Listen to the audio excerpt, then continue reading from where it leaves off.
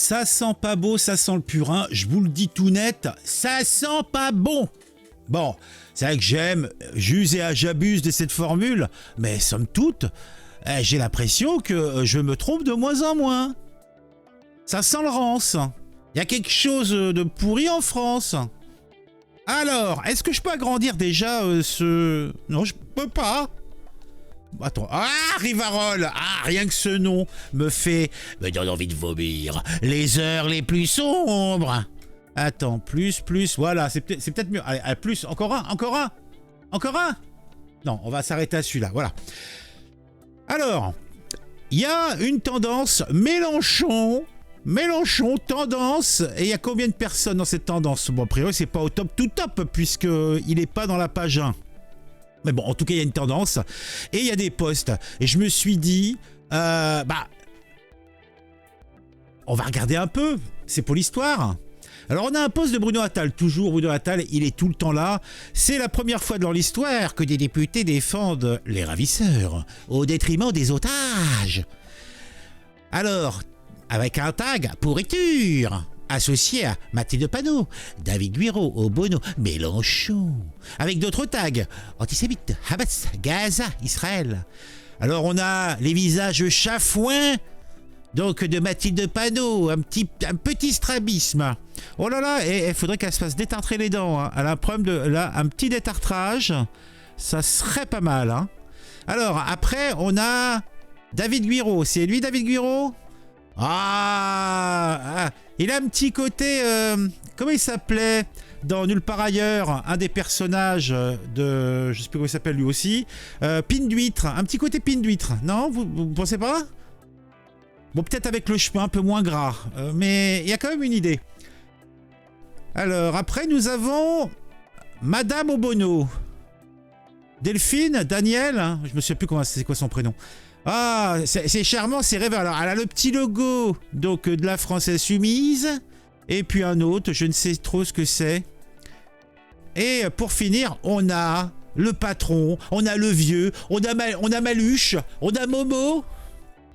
Moi, je l'appelle Momo maintenant, hein, parce que c'est plus familial.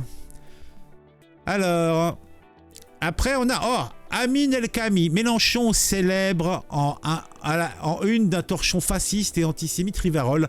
On a le soutien qu'on mérite. Oh là là, ils vont fort, hein, ils vont fort. Bon, Rivarol, c'est vrai que tu te dis quand tu touches ce magazine, t'as un petit peu les doigts qui suintent. Hein. Alors justement, on a le patron de Rivarol qui participe à une interview. Nouveau soutien de poids pour les insoumis. On apprend ce matin que Jérôme Bourbon, directeur de Rivarol, soutient fermement Jean-Luc Mélenchon. Si vous ne connaissez pas le bonhomme, un court extrait. Moi j'avais vu en photo, mais je l'avais jamais entendu. Et c'est vrai que, comme qui dirait, quand tu dois aller, faut compter tes doigts quand il t'a serré la main. Hein. Et puis il y a la journaliste qui m'a l'air bien charpentée. Ça, c'est une maîtresse femme. Benito Mussolini ou Adolf Hitler? Adolf Hitler. D'accord. Plutôt parti de la France ou parti... Alors par contre, moi, ce qui me laisse songeur, c'est l'arrière-plan. Vous avez le vaisseau d'Albator. Alors, pourquoi? Comment? Par quelle étagère? Parti nationaliste français. Le Parti nationaliste français, c'est Yvan Benedetti, c'est ça. Bon, à titre individuel, je suis plus proche du Parti nationaliste français quand même. D'accord. Parce qu'ils sont plus en point sur la question juive. Ok. Alors maintenant, on va passer à quelques questions un peu polémiques. Je vous en prie. Plutôt Israël ou Palestine? Palestine. Plutôt Ukraine ou Russie? Ni l'un ni l'autre. Gaz ou électricité? Électricité, parce que si je dis gaz, on dirait qu'il y a des connotations. Oui. Catastrophe ou point de détail? S'agissant de quel sujet? Juste comme ça. Point de détail. Oui. Et puis maintenant, on va passer donc à des duels de personnalité. Oui. Dieudonné ou Alain Soral? Là il y a match, mais disons que compte tenu des derniers événements, actuellement j'aurais plutôt tendance à vous dire Alain Soral, parce que Dieudonné, semble-t-il, fait cette échouva. Simone Veil ou Daniel Obono? Moi, lors du dernier live, que j'ai fait. On a regardé la dernière vidéo de Dieudonné, Dieudonné menacé, hein, a priori. La Teshuva, je pense que c'était pour faire genre, parce que il m'avait l'air bien décidé à continuer ses conneries, hein, si vous voyez ce que je veux dire. Alors, je préfère encore Daniel Obono parce que au moins elle est antisioniste, quoi. D'accord. Et pour terminer, Pétain ou De Gaulle? Pétain, évidemment. Eh bien, merci à ces questions rapides. Bon, je dirais pas que j'ai un désir ardent de discuter avec ce monsieur, hein. D'ailleurs, pas non plus avec la journaliste. Un petit peu trop charpenté, mais bon. Adrien Matou, je me rappelle des militants insoumis venant défendre ici de manière très virulente l'idée que si l'on est complimenté par la droite, on en fait partie. Que vont-ils dire de cela dans ce cas? Jean-Luc Mélenchon, longuement défendu dans son édito par le journal néo-ravé Rival. Alors qu'est-ce qu'ils disent? On va lire. Je vais vous lire pour vous. Alors... Chaque fois, le fondateur du Front National était accusé d'antisémitisme et était renvoyé en dehors de l'arc républicain. La même mésaventure arrive aujourd'hui à Jean-Luc Mélenchon qui subit à son tour des attaques d'une rare violence de la part du même lobby parce qu'il refuse avec un certain courage et même un courage certain de s'aligner inconditionnellement sur l'entité sioniste et de cautionner les crimes abominables commis ces dernières semaines de manières incessantes par le gouvernement israélien sur les Palestiniens bombardés nuit et jour, privés d'eau, de nourriture, de médicaments, d'électricité, d'essence et de gaz et soumis à un strict blocus. Ah, c'est intense, Rivarol, hein, c'est intense. Hein. Bon, en tout cas, voilà. Donc c'est un soutien dithyrambique de Rivarol. Autant dire que ça fait mauvais genre. Alors, Alexandre Rifaille. Donc Mélenchon ne veut pas une coalition internationale contre le Hamas. Par contre, pour la Syrie en 2016, il se félicitait des bombardements de l'aviation russe en Syrie contre l'État islamique. Des dizaines de milliers de morts civils syriens sans discernement. Il avait même... Attendez, il avait même dit « Je pense qu'Assad va régler le problème. » Ah ben dis donc. Alors pourquoi M. Mélenchon accepte-t-il une soi-disant guerre faite contre Daesh par Poutine et la refuser contre le Hamas et Assad? Est plus présentable à ses yeux que Bibi? Après avoir refusé de nommer Hamas comme terroriste, le voilà presque s'inquiéter qu'il disparaisse. On va l'écouter. Et c'est quoi, comment? En bombardant les civils, surtout en éliminant les rebelles origine d'Assad. Attendez, monsieur, parce que c'est ce qui se passe. Vous ne savez croyez que 80% des frappes de Poutine ne concernent pas Daesh et l'État islamique, mais concernent les rebelles. Oui, bien sûr. Oui. Ce n'est pas vrai. C'est avéré, 9000 sorties aériennes. Monsieur Mélenchon, 9000 sorties aériennes des Russes, 300 seulement ont visé Daesh. 300 seulement sur les 9000. Ils visent l'opposition syrienne. Ces chiffres. Bébé Tous les jours, quand on lit... Voilà, la presse qui tous les jours, elle les tient doux. Bébé, bébé, les bébés. C'était quoi? Qui chantait ça?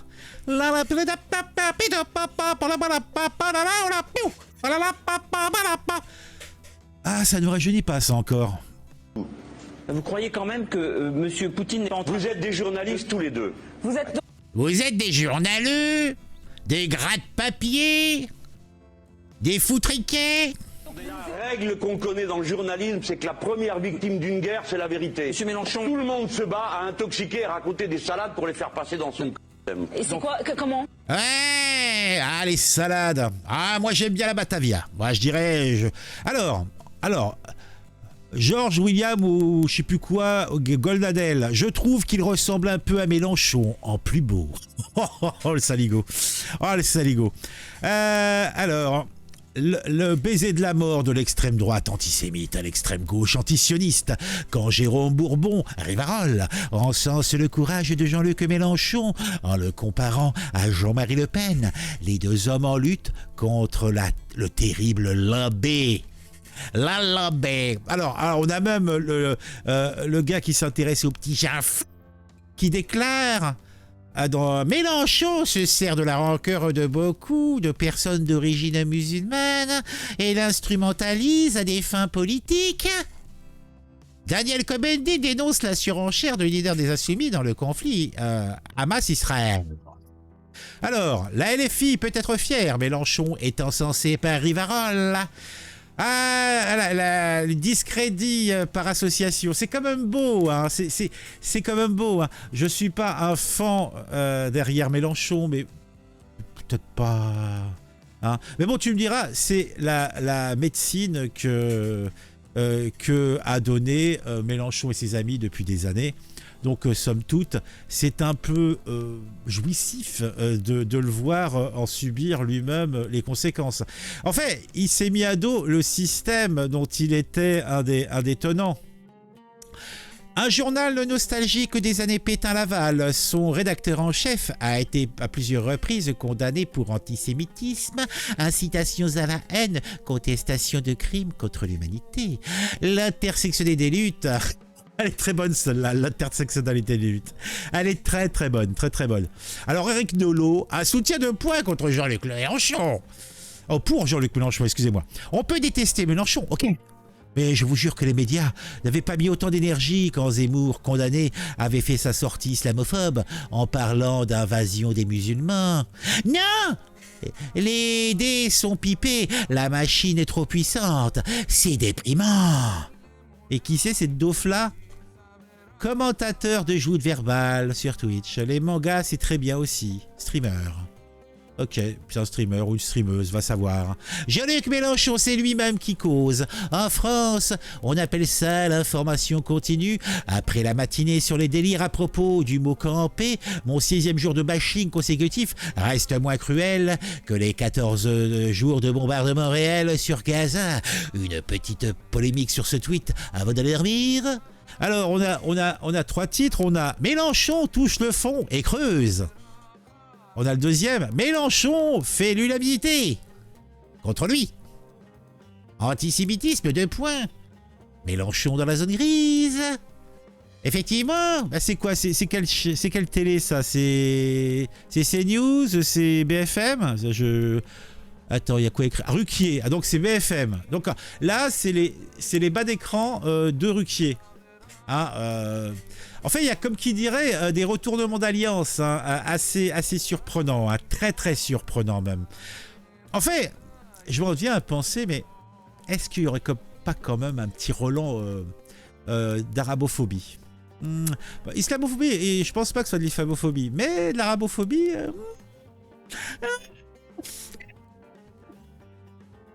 Je dis ça... Moi, je vais arrêter, je vais ouvrir. Bon, mon micro normalement coupe ces trucs-là, donc normalement vous entendez rien, vous entendez rien. Voilà, c'est tout. La France m'a tué. Alors, les insoumis, dans leur volonté manichéenne de répandre la bonne parole insoumise, ont décidé de lancer un timbre à l'effigie de Jean-Luc Mélenchon. Malheureusement, ils ont vite abandonné le projet, se rendant compte que les gens crachaient du mauvais côté pour le coller. Oh, c'est pas beau. Oh, c'est pas propre. Jean-Luc Mélenchon encore lui. Attention, les mots ont un sens, précis en diplomatie. La guerre au terrorisme par le retour de la coalition contre Daesh. Cela veut dire la France participe à la guerre contre le Hamas. Où? Quand? À Gaza? Maintenant? Alors, où en est le cessez-le-feu? Ce point du discours de Macron. Ah, il faut agrandir pour voir la suite. Le Macron est extrêmement questionnant. Le retour à la théorie de la guerre au terrorisme de George W. Bush et les néoconservateurs, c'est tout un monde que la diplomatie française récusait. Elle récusait la diplomatie française. Elle ne récuse plus.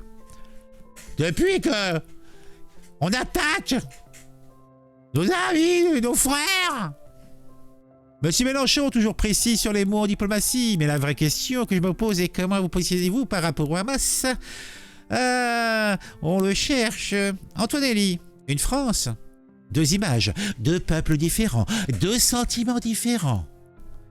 On a celui de la haine, le peuple étranger, celui de Mélenchon, il est antisémite, violent et islamique. Et puis, on a celui de l'amour, le peuple français, celui d'Éric Zemmour. Il aime la France, il se bat pour la paix. Un peuple de trop! Les ennemis de la France doivent partir! Ah, ça c'est du tweet, hein. Ça c'est du tweet. Je pense que je voulais bien faire. C'était à ne pas rater. Hier, David Guiraud était invité sur le plateau de l'organe de propagande pro-Macron, BFM TV. Il a remonté ses lunettes. Il les a tous fumés et il est reparti tranquille. Le plateau est resté en état d'apoplexie. Savouré. Ah oui, je veux savourer. Fais-moi des choses. Qu'est-ce qui lui prend à Jean-Luc Mélenchon, David Guiraud? Qu'est-ce qui lui prend? Écoutez, je sais pas, moi, avec tout le respect que j'ai pour Jean-Luc, je suis pas d'accord avec son tweet. Il est faux de dire que Madame Braun-Pivet appuie un massacre. Madame Braun-Pivet appuie un nettoyage ethnique à Gaza. Elle et tous ceux et celles qui, à l'Assemblée nationale, applaudissent, comme ça a été le cas le 10 octobre dernier, au soutien inconditionnel à Israël. Il y a 5000 morts sur la bande de Gaza. C'est les chiffres du Hamas. Il y a... C'est lesquels les vôtres? Vous avez quoi? Il faut sortir toujours ces chiffres. Ah bah, donnez-nous les vôtres. Une leçon de journaliste, pardon. Eh ben, très bien. Mais quand on donne un chiffre, il faut toujours donner sa source. Quels sont les vôtres? Bah, pour l'instant, on n'a que cela. Donc, oui, et pourquoi? Les chiffres d'un mouvement pourquoi? terroriste. Parce que les journalistes ne sont pas autorisés, notamment par l'armée israélienne, à aller sur le terrain, vu qu'ils sont en train de bombarder. Il est chaud patate. Aujourd'hui, ce qui se passe, c'est qu'il y a un nettoyage ethnique qui est en cours. Il y a des gens qui sont complices de ça en France, qui appuient ça sur la ligne, qui n'est pas la ligne française, hein, qui n'est même pas la ligne d'ailleurs vraiment d'Emmanuel Macron, qui a une ligne différente. Deux députés et de la présidente de l'Assemblée nationale qui disent... Alors, c'est la ligne de qui? Hein? Alors, laisserait-il entendre le jeune homme qu'il y aurait un pouvoir qui supplanterait le pouvoir de notre président? Tout cela me l'air particulièrement complotiste, et je n'utiliserai pas de mots plus forts, mais suivez mon regard. Soutien inconditionnel. Soutien inconditionnel à des crimes de guerre. Soutien inconditionnel à un nettoyage ethnique. Un nettoyage ethnique, pour vous? Oui, monsieur. Qu'est-ce que c'est un nettoyage ethnique? Quelqu'un a la définition? Non, vous l'avez pas. Le nettoyage ethnique, c'est la volonté. C'est pas un nettoyage ethnique, c'est une guerre contre des terroristes islamistes qui sont arabes que Israël les attaque. C'est parce que ce sont des islamistes terroristes. Un nettoyage ethnique, c'est la volonté d'effacer d'un territoire, de sortir d'un territoire une population. Quand vous sortez 1 million de personnes du nord de la bande de Gaza et que vous êtes en train de préparer le fait en réalité de dire que les 2 millions de Gazaouis doivent être exfiltrés vers les autres pays arabes, c'est la définition pure et parfaite d'un nettoyage ethnique. C'est pour pouvoir attaquer le Hamas et éviter les victimes civiles. C'est faux, je vous le répète, mais... C'est faux. C'est faux, je vous l'affirme. Fermez les yeux, baissez la tête, penchez-vous en avant et baissez-moi ce pantalon que je ne saurais voir. Parce que vous n'avez pas l'air de vouloir le comprendre, la définition pure et parfaite d'un nettoyage ethnique reprise par la rapporteure spéciale de l'ONU dans les territoires occupés. C'est pas moi, hein. C'est pas moi. Emmanuel Macron qui arrive sur place, ne suivez pas la ligne Netanyahou, c'est ça? Ne suivez pas la ligne Braun-Pivet ni Netanyahou, parce que le problème, c'est qu'aujourd'hui, on a des responsables français, dont M. Amiel en est un des représentants, qui applaudissent au soutien inconditionnel. Alors, vous avez entendu ce que... Inconditionnel, le soutien. David Guiraud n'arrive pas à défendre Jean-Luc Mélenchon aujourd'hui, c'est dire. Il a fait rien que ce tweet, ce tweet, il est indéfendable. Vous avez rien compris. Eh ben dis donc, tout cela n'est pas beau, tout cela n'est pas propre, mais quelle séquence de télévision! David Dobchke, à ceux qui découvrent l'antisémitisme de Mélenchon, il est aussi raciste. Je ne peux pas vivre qu'avec des blonds aux yeux bleus, c'est au-delà de mes forces. Oh! Ah mais en fait, quand j'ai pigé, en fait, Boyard ne faisait que reprendre les propos du maître à penser pour se faire bien voir du maître. Quand il faisait sa petite interview où il disait « Ouais, moi, drôle. Il était où, là, des Landes? Non, il était pas des Landes, il était des Chouans, là, le coin des Chouans, là. Ah non, mais moi, il y avait que des petits blonds, il y a que des blancs, c'est dur à supporter, tu vois. » Aïe. Bon, bah écoutez cette diatribe, là. Les Occidentaux, ça n'a pas de réalité. Je ne veux pas être un blanc catholique. Je préfère être un noir athée. Eh bien, je dirais qu'il y a plus de noirs catholiques, en tout cas chrétiens, que de blancs maintenant. Hein. Ceci est un fait. Et il y a beaucoup plus de blancs athées et de athées blancs. Les Occidentaux, ça n'a pas de réalité. Personnellement, je ne souhaite pas être un occidental. Je ne sais pas ce que vous en pensez, chacun est libre de faire ce qu'il veut, moi ça m'interdit. Je ne veux pas être un blanc catholique, je ne veux pas être avec Sarkozy. Donc je préfère être un noir athée. Je ne peux pas survivre quand il n'y a que des blonds aux yeux bleus. C'est au-delà de mes... Alors on se le refait. Ça n'a pas de réalité. Personnellement, je ne souhaite pas être un occidental. Je ne sais pas ce que vous en pensez, chacun est libre de faire ce qu'il veut, moi ça m'interdit. Je ne veux pas être un blanc catholique, je ne veux pas être avec Sarkozy. Donc je préfère être un noir athée. Je ne peux pas survivre quand il n'y a que des blonds aux yeux bleus. C'est au-delà de mes... Ah, comme c'est beau, comme c'est propre. Ah, que j'aime cet homme, je l'aime. Je l'aime à en mourir. Emmanuel Brisson, non Jean-Luc, voici la France. Ta ta ta ta ta ta ta ta ta ta ta la ta ta ta la ta ta ta ta. Faites comme les petites poules, levez la patte. Ta ta la ta. Ah, c'est peut-être des petits coqs, ils ont une petite collerette là. Ta ta ta ta la ta ta ta la ta ta la la la la.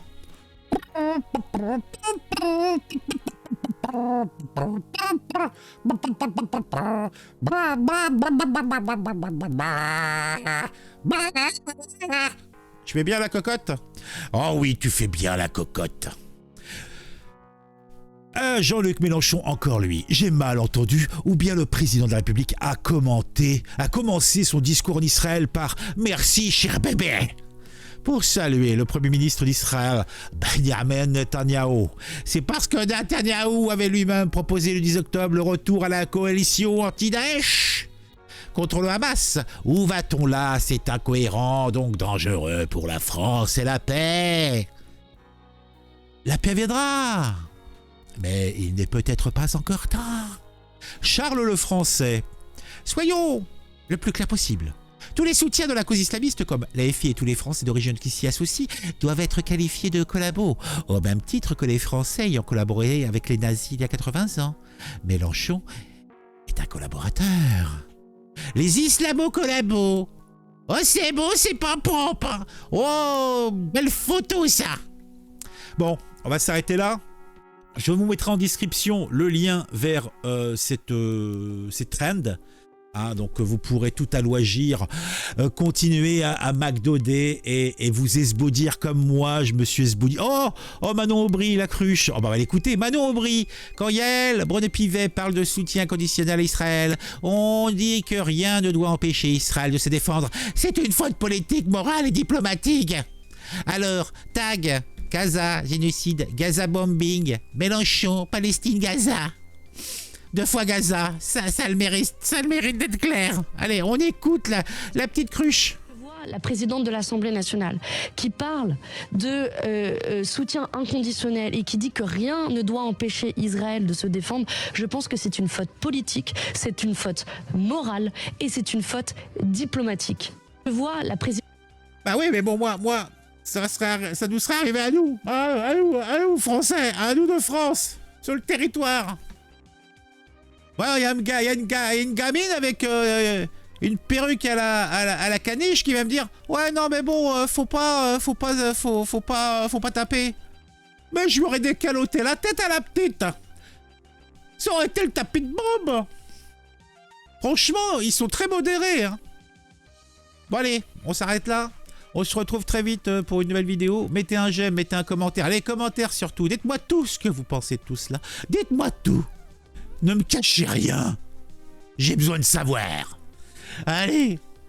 Ah, je vous donne de l'amour. Ah, oui, je suis comme ça. Abonnez-vous à la chaîne. Ah, s'il vous plaît, s'il vous plaît.